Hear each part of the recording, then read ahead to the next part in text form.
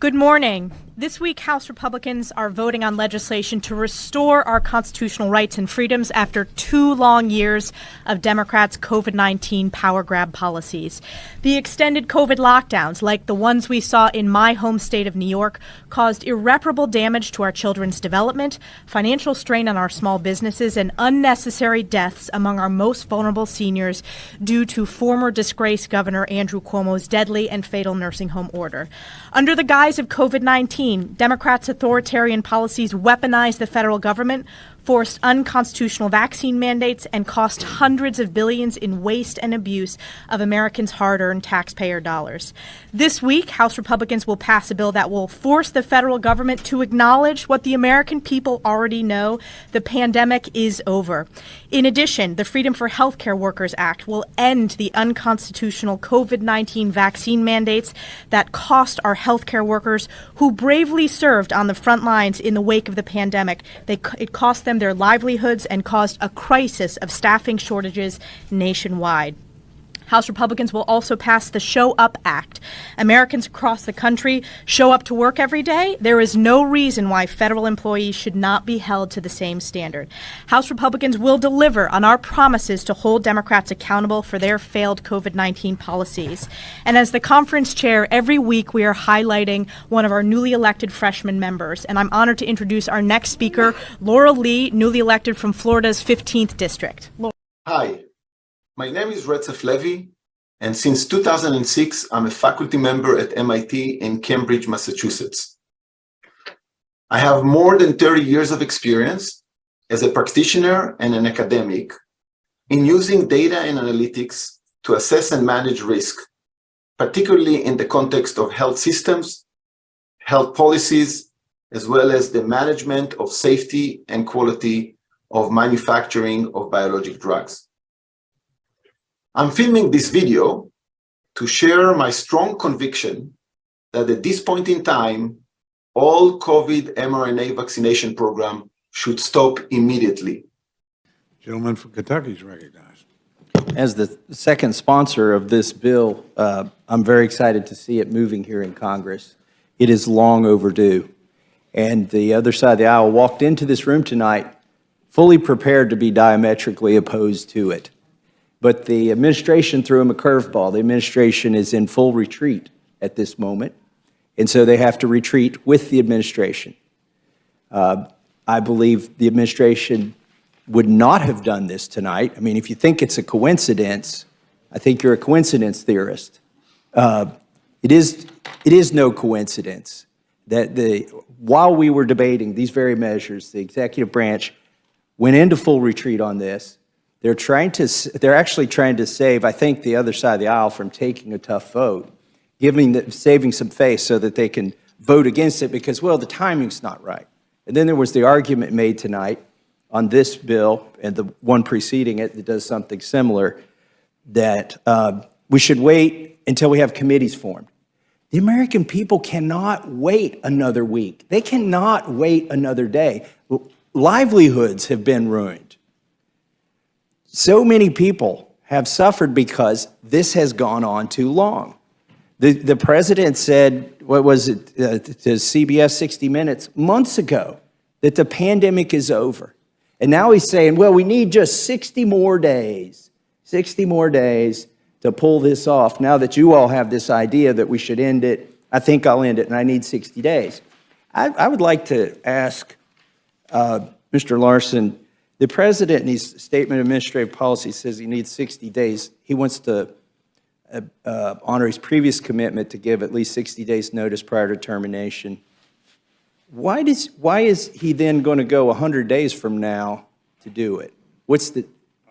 Haven't spoke to the president about that. My guess is that since the national emergency order signed by the previous president was on March 13th, 2020, that about 60 days from March 13th is around May 11th, and that'd be my only speculation. I'll give it a try. I'm trying to.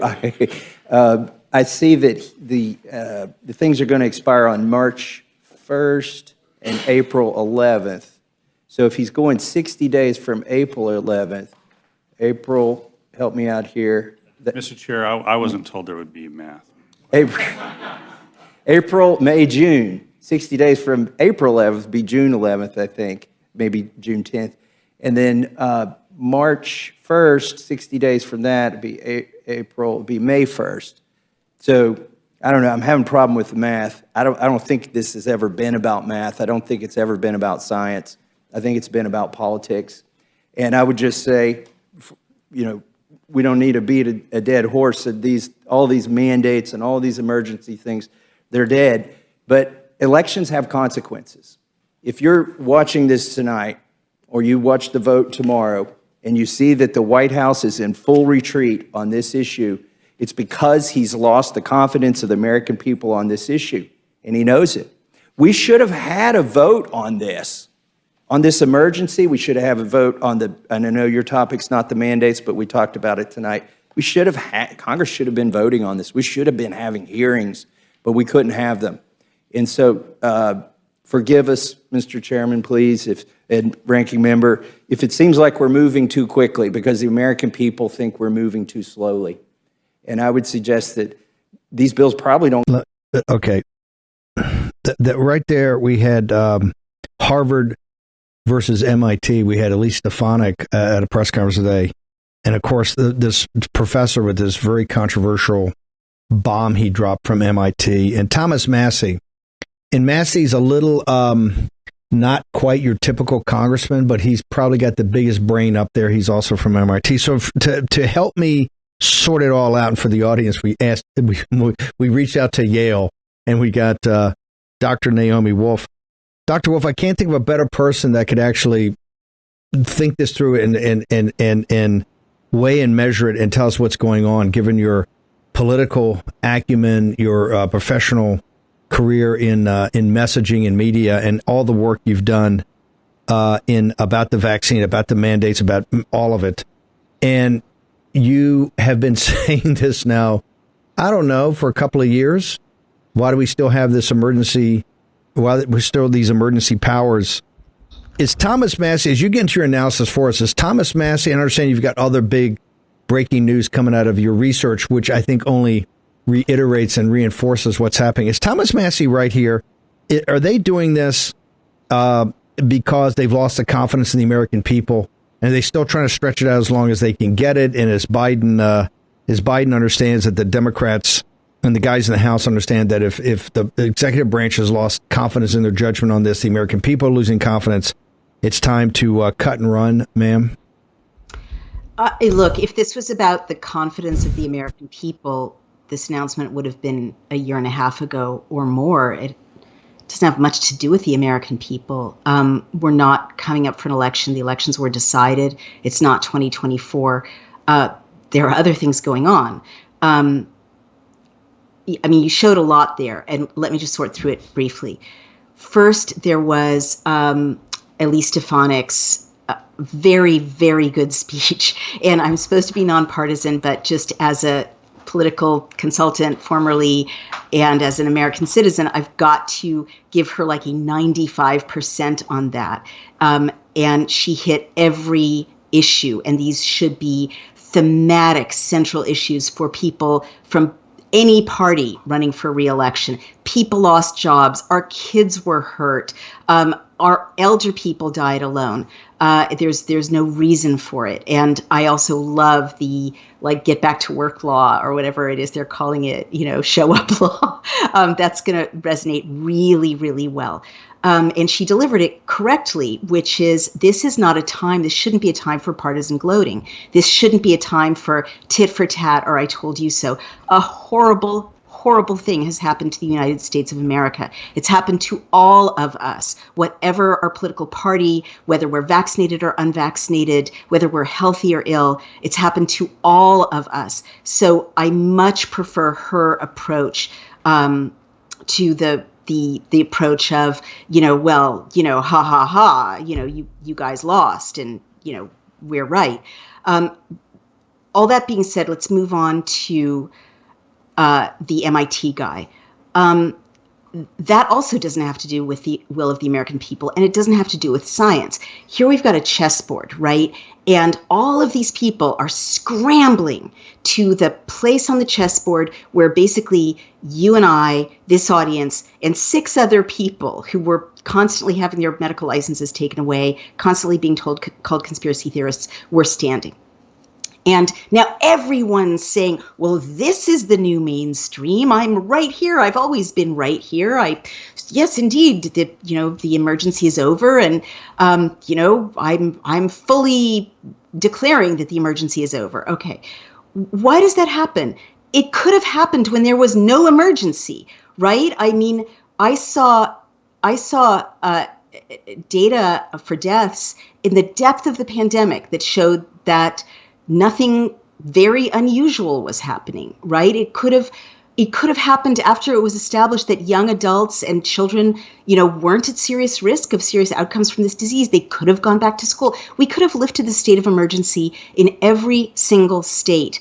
And also let me remind you that a state of emergency is never necessary for a horrible illness. There weren't states of emergency declared nationally with AIDS. There wasn't a state of emergency declared nationally with tuberculosis. You don't have to declare a state of emergency for a respiratory illness or other kinds of illnesses. It's a very, you declare a state of emergency during the Civil War, right? Or when you've been, or when you immediately have been hit with, incoming and you don't know why, and the Twin Towers have fallen down. That's when you're supposed to declare a state of emergency. And it's always supposed to be limited, and it's always supposed to be subject to review. And why do I say this? Because, having studied states of emergency, tyrants love states of emergency, and they love fear, and they love states of emergency because they're the opposite of democracy. They suspend normal democracy, and they like to keep them going forever and ever and ever and ever. And so what I will say is that, not a moment too soon, right? Of course, obviously, and that's why you showed that clip, the kind of niggling about, well, is the state of emergency over today, Tuesday, or is it going to be over on May 11th for some mysterious, Kabbalistic reason that no one can understand? Yes, that's hilarious and tragic that there's no reason it shouldn't happen now. If the emergency is over, it's over. If it shouldn't be over till May 11th, it shouldn't be over. There should be some rational basis for it being declared and for it being ended.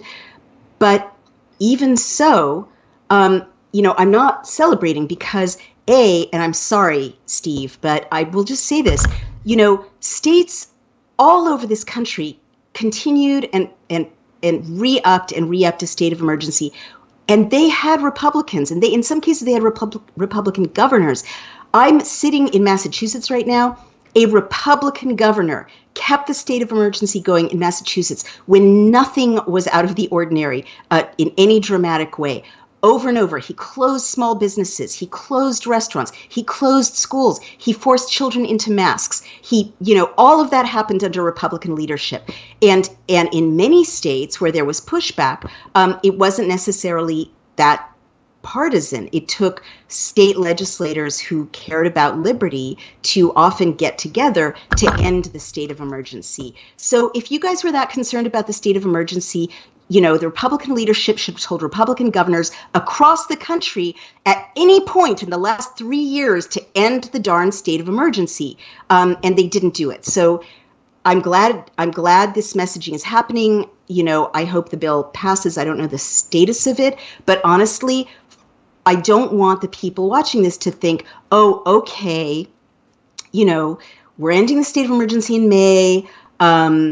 I guess, one side or the other did better at pushing to end the state of emergency, because if you think like that, they're just going to roll out the state of emergency again. And what I do want to remind everyone is that the initial manipulations of the idea of emergency and state of emergency were developed into an art form in the Bush Jr. era. So don't think you're out of the woods just because, thank God, one team has realized that American people are sick of this and want it to be done with, and they're free enough of whatever nefarious interest from China and Bill Gates, may be to allow them to make this declaration. Because if we don't resist and say, you know what, my state constitution doesn't let you do that, or we're going to change the law the way they did in New Hampshire so that no governor can ever extend a state of emergency again without assembly approval, right? And we're trying to do this in New York State as well. This has to be done in every state across the country, and it has to be done federally. I'm not going to cheer that law until I see a proviso in there that you cannot extend the state of emergency without congressional approval. If that's there, then I'm on board. By the way, I think that was brilliant. And absolutely, you're correct. Particularly the more that they're establishment like in Massachusetts and Sununu up New Hampshire, the worse it's been. What is it? Granted, they would want to extend this forever. In fact, think about it. You talked about this over 2 years ago, that extending these emergency powers was absurd, and there was no data or science that backed it up. And you just made a very compelling case. Understand that they still want to do it because in that powers, he's got the student loan. It's all types of things that they're running. In fact, today on MSNBC Afternoon is because there's also emergency payments go. They say, hey, your life's going to be affected because these payments are not going to be there. What was it in your mind that proved to the guys who want to continue to extend it that, hey, maybe we can eke another 100 days out of this, but by May, the game is up? Well, what in your mind, what is it that you think driving the two is basically the American people are awakened to this now? Do you think that's what ultimately did it? Why would Biden, who they love these emergency powers, and you're right, this is not a Democrat or Republican thing. The Republican, certain elements of the Republican Party, the non-MAGA part, loves it too. What do you think in this case, the specific case, drove the regime to basically say, we got another 100 days and let's just go? Well, I think it's really interesting that MIT is in there too. I think it's so interesting that Newsweek came out with a big essay saying, well, maybe the public health reaction was wrong and we should say sorry. And they should have said it sooner. It's super interesting that it's all happening. MIT is, of course, in the heart of the badness, right? It's kind of gone largely unscathed and uninvestigated, but so much that was complicit in the COVID pandemic, the COVID response, the messaging came from Johns Hopkins, from Bloomberg, from Harvard, and from MIT.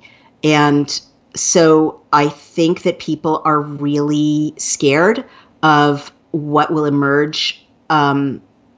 And I feel it, right? I feel the loss of mojo in my former tribe, right? The confident quasi-socialist, haranguers of others are kind of sheepish and quiet right now. And I think people are scared of a Republican majority that will demand disclosure of horrible, horrible, horrible things that have been done over the last 2.5 years. I think that clearly President Biden has a giant target on his back. I mean that metaphorically, from the DNC, because he made the mistake of saying he was going to run for president again. And so now the DNC and the Democrats and the Democratic establishment and the Democratic donors are trying to sideline him, incapacitate him, frame him, besmirch him, smear him. And the Democrat and pharma aligned media are going along with that. So he is unprotected. And when a president is unprotected, other people back away from him. You even saw the Democrat trying to kind of explain the nonsensical timeline, creating a little distance between himself and the administration. You're going to see that more and more. I think people are really afraid of 2024. I think they are really afraid. I'm just going to say this. Trump has been cleverly not that aggressively intrusive as a candidate. And meanwhile, DeSantis is ringing up one victory after another in public opinion, one victory after another in public opinion. And I think people also watch the performance of Carrie Lake and other really strong women like Kristi Noem on the Republican side. And so even though all of the media is still trying to call every Republican a QAnon-aligned racist transphobe. I think enough independents and Democrats are looking around and thinking, this is a hellhole here on the left. I don't want to live like this. I don't want my kids to live like this. Are these people all crazy QAnon racist transphobes? This guy seems pretty sensible over here in Florida. This woman in South Dakota is making sense. This woman in Arizona is tough and, making her case and taking it to the courts. And I think that all of this is creating kind of a perfect storm. Your team respectfully is perfectly capable of messing it up. I mean, I've seen them, ruin perfect alignments, just like our team has ruined perfect alignments. But all of this creates a situation in which no one wants to be near the president who's being metaphorically, I don't want to say stabbed to death or bundled out of the room because I'll get in trouble, but I mean it metaphorically. Like, it's literally like that, right? When a principal is targeted for being smeared or leaked about or done away with, it's like he's got, cholera or bubonic plague. And then the principal is like, oh, no one likes me anymore. No one's protecting me. Everyone's abandoning me. The donors are abandoning me. I'm going to be investigated. I have these documents. We don't know what's in the documents. I don't. There's the laptop. I better throw the American people a bone. And then I'm sure he's getting calls from, the chairman of the Chinese Communist Party saying, dude, we had you. We were friends. You owe us. You can't just, set these people free now in February. You have to wait until May at least. And by then we may have figured something else out. So that's my analysis of the many currents going on the chessboard right now. One of the things that's been evident is that, and I know the New York Times, other people are now getting around this about how big the vax is and the anti-vax movement, even from people who were never the vaccine hesitant movement, aligning with the anti-vax. A big part of that has been your group and your research. I know you've got, and we could have you on every day because you've got another report coming out that when you read it, it makes your head blow up. So walk us, because I think that has a big thing to do with it, of people awakening to the fact of who's actually telling me the right information. I got professors at MIT are saying this now, or where'd he get this from? Where's he coming from? The power of this, what I think when the history of this is written, it will be truly the first time a broad-based populist revolt against the big pharma apparatus actually took place. And it was obviously led by you and Amy Kelly and others, that you need these organizers and leaders. But it was really a group of people, thousands of people that put their shoulder to it and got into documents that we weren't supposed to see for 75 years and really went to town. And that has been a huge thing on just changing the narrative. Naomi Wolf. Yeah, I didn't mention that, but I think you're right. Here, we've been out in print for almost 2 weeks. No lawsuits, no lawyer's letter has come to us. No denial from Pfizer. No one has even issued any blog finding any problem with these 50 reports that detail that the people manufacturing something that the President of the United States told everyone would keep them safe, keep them from dying, right? Keep them from killing their loved ones. That's fully in the public arena now. It's been in the top 10 for a week on Kindle.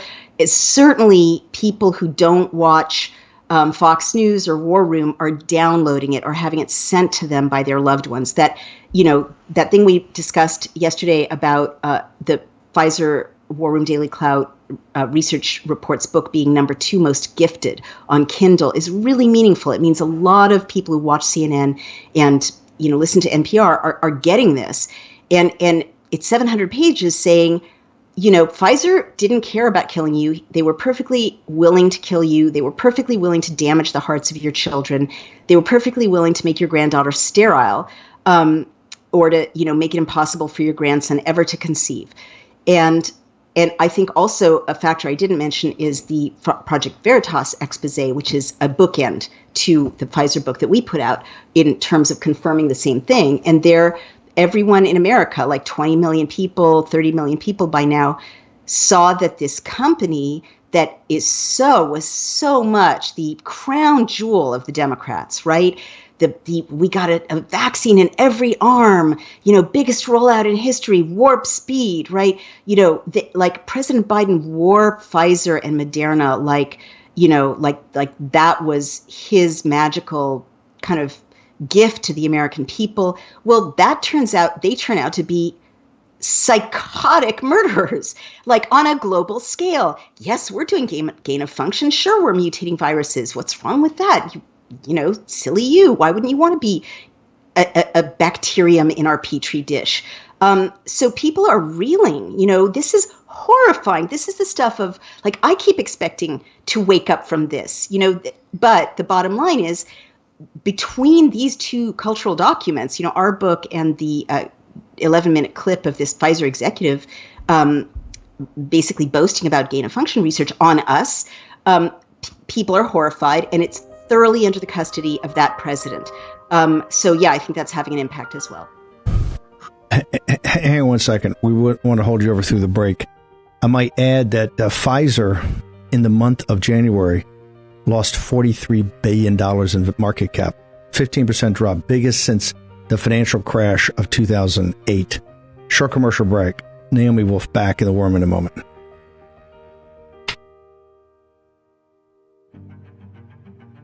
This is Naomi Wolf. By the way, I want everybody to go to cpac.org right now, /War Room. Be $47 off the general admission price. That gets you to the everything you need to do, right? All the breakout rooms, the main stage. Also gets you to the live broadcast. We're going to do Real America's Voice is going to be with all the big shows. We'll be doing War Room there every day. I'll also be doing the afternoon show. We look forward to seeing everybody. And at Turning Point, we had the live studio. It was incredible. We got to meet everybody. We also at CPAC Dallas. So you get to meet all the contributors. You get to meet all the staff, everybody. And of course, yours truly, which I love, shaking hands and meeting folks. So looking forward to it. March 1st through 4th, $47 off. So go there today, cpac.org /War Room. Naomi, I wanted to bring as a surprise. Actually, Cortez and I are going to do a little something tomorrow in the morning show where we do the capital markets. Pfizer has lost $43 billion in value, 15% of the company's market capitalization just in the month of January. Well, it shouldn't be lost on you. The publication of your book, right? The War Room book had a direct. Right. If the smart guys on the street would have done would have shorted the heck of it and saw the book. But you're right. But I want to be very specific. We only got a couple minutes. I know we got to talk about your report, but I got to go back to your breakdown. When Pfizer came out with their response to the O'Keefe video, it did make you feel better. They kind of gave up the ghost. They basically occurred, with our partners and our collaborators, which will be unnamed. If they had major partners and collaborators, they would all been hung in that they were all been listed in that press release. They basically said, yeah, we are doing gain of function and we're doing it throughout the world, unwittingly and danger to indigenous people throughout the world. But hey, that's a tough break because we're Pfizer and you're not. Naomi Wolf. Exactly. Yeah, I read it as a threat almost, just like I read Bill Gates saying, there will be more pandemics. They're going to be worse. He periodically comes out and kind of threatens the rest of the world, and governments comply. So these absolutely are monsters. But what I'm about to read to you is, it's the most shocking, the saddest, the most horrific of all the reports. It's report number 54, and unbelievably, Barbara Garrett, MD, Joseph Garrett, MD, Chris Flowers, MD, and Lori Britt, 4 of our distinguished volunteers for the War Room Daily Pfizer Documents Research Analysis team, found that infants and children under 12 were given the Pfizer mRNA COVID quote-unquote vaccine 7 months before pediatric approval, and 71% of those kids suffered serious adverse events. If that's not shocking enough, these adverse events occurred on only a 3-month period starting on December 1st, 2020. and at a time when no pediatric dose of the Pfizer product was approved for use at all in that time frame. Nonetheless, they illegally injected 61 children, half of them under 4 years old, with this injection. And the doctors and the volunteer asked the question, what dose of Pfizer's mRNA vaccine was given to these children, since no approved dose existed at that time? So important points in this report. A 7-year-old child experienced a stroke. 2 children suffered facial paralysis. 1 infant had a kidney adverse event, either kidney injury or kidney failure. Of the 34 cases, 24 or 71% were classified as serious. Predominantly female patients were affected here too. 27 little girls or baby girls of 34 adverse event patients, and that's almost 80%. Table 6 reports 34 cases of use in pediatric individuals, but an additional 28 cases were excluded. These are bad things, adverse events that happened unlawfully to children. 28 additional cases were excluded because details such as height and weight were, quote, not consistent with pediatric subjects. In other words, for nonsensical reasons, they ruled out almost double that number of kids who had something horrible happen to them. Ages ranged, I hope you can process this, everyone. Ages ranged from 2 months to 9 years, with median 4 years, which means half the children were under 4 years of age. 132 adverse events were reported in the 34 children. That is an average of 3.88 adverse events per child. In other words, not just facial paralysis, not just a stroke, not just some other horrible thing, an average of almost 4 horrible things. And these children, half of them were under 4 years old. One was a 2-month-old infant. They injected this material in an infant starting in December 1st, 2020, when there was no approval for children. No law allowed children to be injected with this. There was no safe dose. They just injected the children and tiny babies, newborn babies practically. And this is what I have to share with you today. And it's called Report 54, Infants and Children under 12 given the Pfizer mRNA COVID vaccine 7 months before pediatric approval. 71% suffered serious adverse events, and it's just live on dailyclout.io. I just sent it to Cameron. I don't even have words to describe this. These people are absolute monsters. I want to have you on. We're going to figure a schedule out. We got to have you on tomorrow to go even more in detail. Just last question, and we got to bounce. But this information, this is what boggles my mind, because they say, "Hey, we're the arsonists. We're trying to burn down the institutions." Did the FDA? Are you absolutely sure the FDA and the CDC had access to this information? That now it's 2023. The information you're talking about is from late 20, early 21. Did the FDA and the CDC have access to this information, ma'am? Totally. The FDA had every single page. The FDA had every one of these documents, including this document 5.3.6 cumulative analysis. It's theirs. Why do you think that now we know, right? Now we know why the FDA asked the court to keep this hidden for 75 years, because they gave a 7-year-old a stroke with a random, dose of this experimental injection. There was no safe dose for it. There was no law that allowed them to do it. They took 61 kids. Half of them had adverse events. Half of them were under 4. And one was a 2-month-old baby. And these kids averaged 4 horrible things happening to them. And also why are they suddenly saying the emergency is over? They know this is in there. They know this is in there. The White House knows this is in there, right? The chief of staff knows this is in there. That Rochelle Walensky knows this is in there. The people who probably don't know this is in there is the approval committee, because they're not shown anything. But all of the agencies, FDA, CDC, the White House know they did this to the children.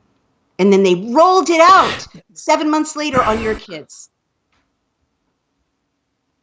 It's unbelievable. Naomi, how do people get to the book? How do they get to your site? How do they get to all the great work Daily Clout's doing, ma'am?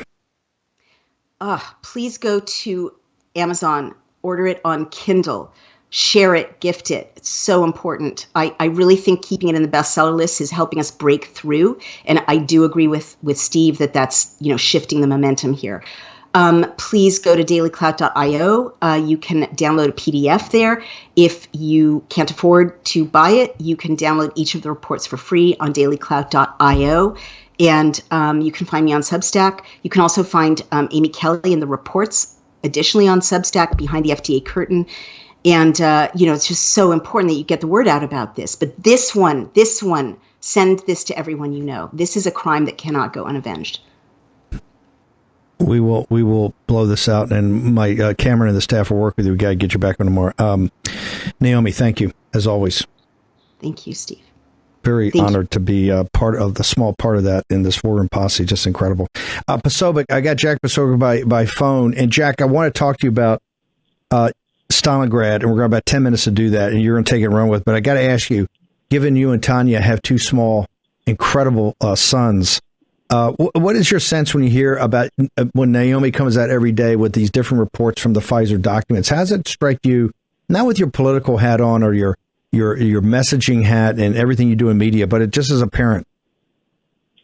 Steve, I got to tell you that when all this came out with Pfizer and the vaccine, I remember going to Tanya Tay, and Tanya, she's not necessarily political. Like I'm a political creature, but she doesn't usually think that way. She doesn't. And so there's some stuff. She's, oh, it's a terrible story. It's a horrible story.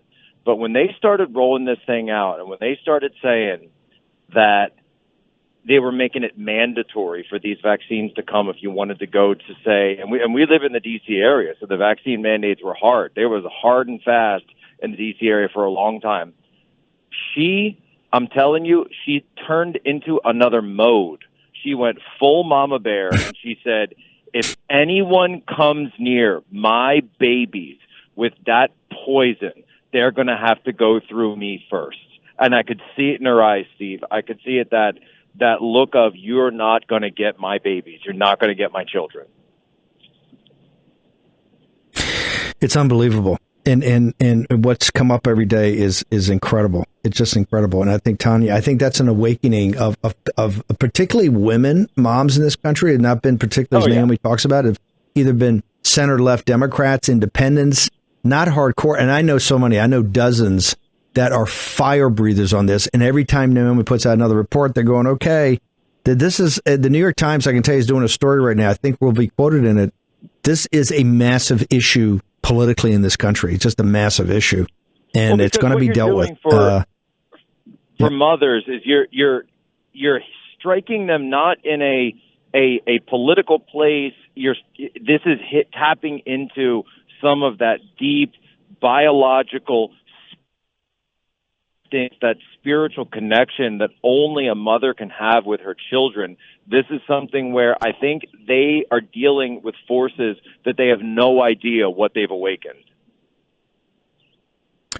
I want to get you and Charlie on tomorrow, talk about your event with Bolsonaro, but we'll do that tomorrow because I don't want to. This is the 80th anniversary of the surrender of the German army. And look, you come from a Polish background. You've got obviously Posobiec's a Polish name. Your family's from there. Poland's part of the Bloodlands. What does it mean on the 80th anniversary? We had the Holocaust on Friday, Memorial on Friday, but really the army that eventually opened the camps, some of them were by the American army, but most were by the Russian army. This day in history, the surrender of this notorious Sixth Army under Field Marshal Paulus, surrendering at Stalingrad with only 91,000 soldiers left, the best soldiers they had, 91,000 left out of a 320,000 man army. Only 5,000, Jack, ever made it back to Germany. Your thoughts on this 80th anniversary, and what does it mean for the United States now looking at this war in Ukraine? Well, Steve, people need to understand not only the significance of that surrender, but also the scale of the fighting in Stalingrad. This was the first time that a German field army had ever surrendered in World War II. This was the very first time a German army had surrendered in the field under Paulus. And it was because Hitler had allowed, by the way, the encirclement of his troops because he was hell-bent on taking Stalingrad. Now, a lot of pop history will tell you, well, that's because of, the name of Stalin, and it was significant. It doesn't carry the name anymore. The way Leningrad and Stalingrad are now both respectively St. Petersburg and Volgograd. But you have to understand the geography of the area. If you understand the geography, then because geography is destiny in geopolitics.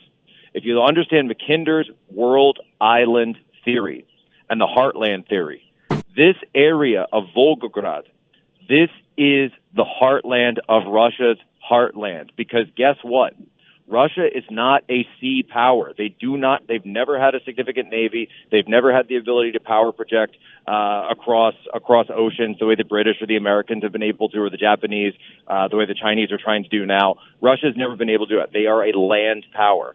So if you look, their strategic lands, if you combine and triangulate, really, the Black Sea, the Caspian Sea, and the Volga River, which is the central, that's the heartland river for Mississippi. You combine all of that, it all matches up at one spot, the city of Stalingrad. Germany, Napoleon tried to, they tried to take it as well in World War II.